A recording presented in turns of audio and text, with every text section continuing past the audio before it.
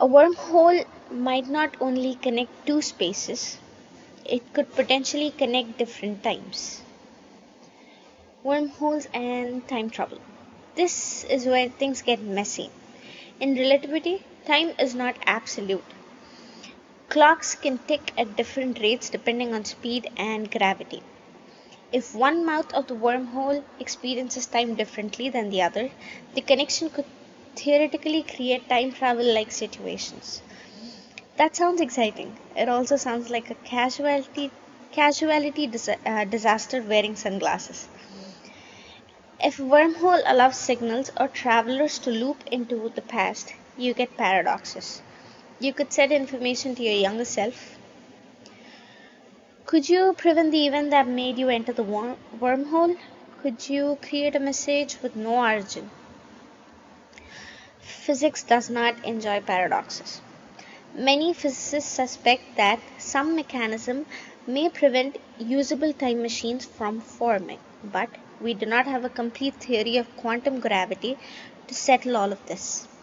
So, a traversable wormhole is not just a transportation problem, it's a causality problem. The universe might allow a shortcut in equations, but then protect itself from paradoxes. The universe could be like, you may cross space, but please do not break Tuesday. Honestly, fair. Tuesday has suffered enough. You would need a map of spacetime. Let's imagine a future civilization finds or builds a wormhole. To use it safely, they would need a lot more than bravery. They would need to map geometry. How wide is the throat? How long is the tunnel? What are the tidal forces along the path? How stable is it? What energy keeps it open? How does it respond to matter passing through? What radiation exists near both mouths? How do mouths move? How does time pass on each side? What happens if something enters from both ends? A wormhole is not a door, it's a space time system. Traveling through one without mapping it would be like jumping into an unknown ocean current at night because someone said, "Trust me, it's probably fine." No, we do not trust space time vibes. We measure. A same wormhole mission would look less like a heroic leap and more like years of cautious probes. First, send light signals, then particles, then instruments, then smaller probes, then larger probes, then maybe biological samples, then maybe a spacecraft with no crew. Only after a ridiculous amount of testing would you consider sending humans. Even then, someone in mission control would be sweating through their entire skeleton.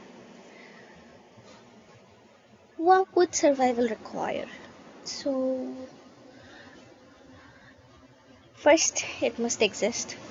We have no evidence yet that microscopic traversable wormholes exist. Second, it must be open, not a classic bridge that collapses too quickly.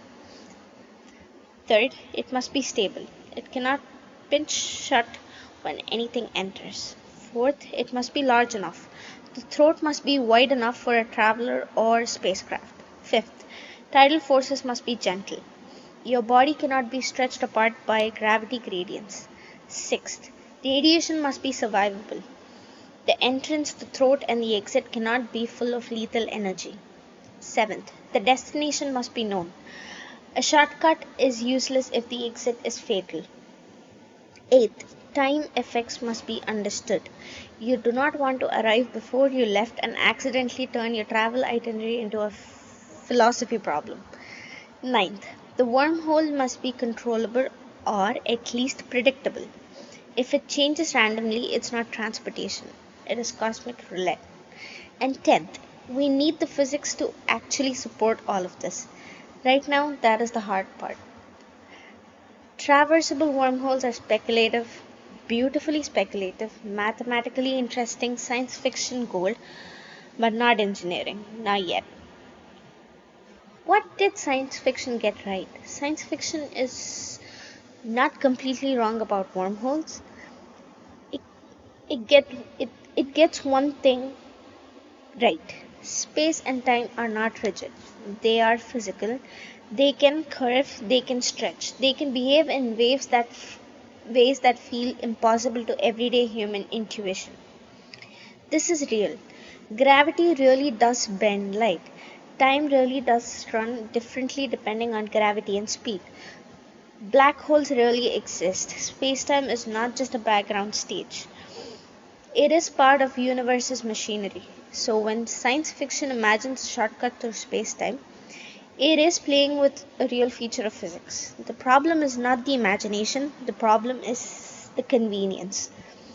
Sci-fi often skips the cost. It gives us door without stability problems, the tunnel without exotic matter, the crossing without tidal forces, the arrival without radiation, the miracle without the maintenance. And honestly, I understand. Nobody wants a movie where the crew spends 2 hours calculating stress energy tensors.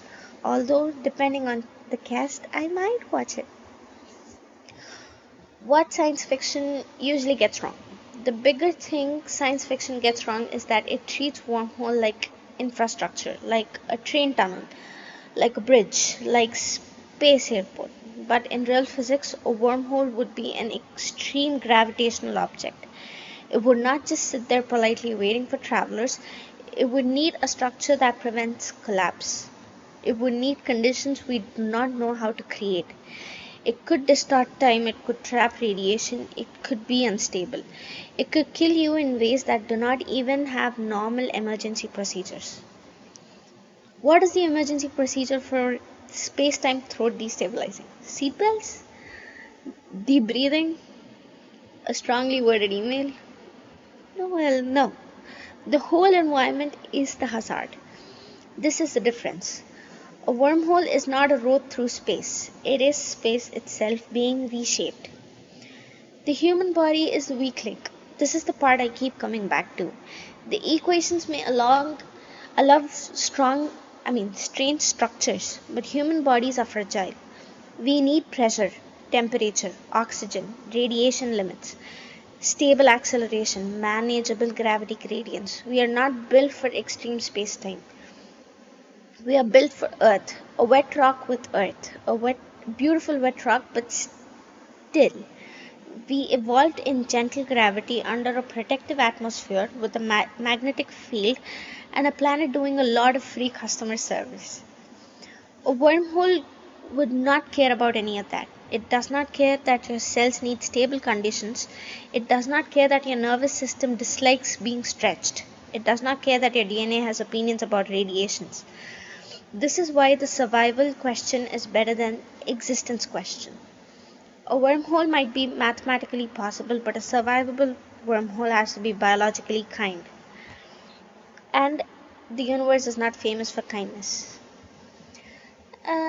The best case wormhole. Let's build the safest version.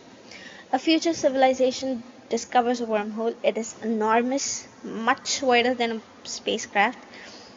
Its tidal forces are low. It is stable for long periods. It is held open by some form of exotic material that does not immediately destroy anything nearby.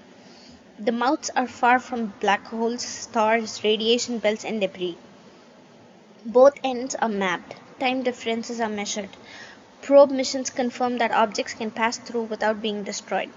The exit leads to empty, navigable space. The tunnel does not collapse when mass enters. Radiation levels are controlled. In that version, could humans survive? Maybe. That is the honest answer. Maybe. If all these conditions were met, a wormhole could in principle be traversable. But notice how many ifs we had to stack. This is not a travel plan. This is a tower of assumptions. A very tall tower. A tower wearing a lab coat and asking for funding. The worst case scenario, now the bad version. You find a wormhole, it looks open, you enter, the throat collapses, or tidal forces stretch your ship apart, radiation floods the tunnel, or the exit is inside an extreme environment, or time distortion creates a route that cannot be used safely, or the wormhole geometry changes as you pass through.